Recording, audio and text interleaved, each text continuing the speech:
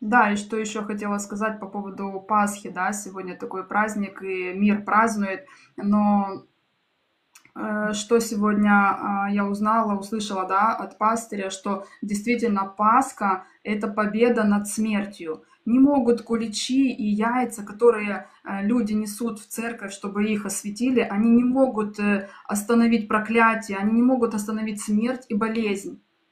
Потому что это ритуал, это обряд, посвященный сатане, но не Богу. Только придя к Богу, только обращаясь за помощью к Богу, он может остановить смерть, он может остановить проклятие.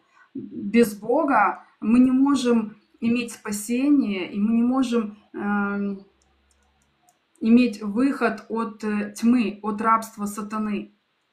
Поэтому Пасха, Иисус Христос должен быть в моей жизни, да, каждый день. Мне нужно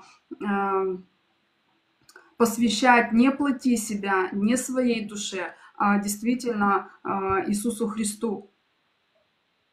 Потому что только Он может спасти. И также, да, как пастырь показал, что нужно иметь как Моисей, да, имея Моисея в своей жизни, то есть образ, да, это значит иметь священника в своей жизни, принимать то слово, которое он говорит, потому что он говорит, через него говорит Господь, и он дает предупреждение, да, куда мне нужно идти и чего мне нужно остерегаться. Не имея священника в своей жизни, Пасха, она не свершится в моей жизни, и спасения тоже не будет.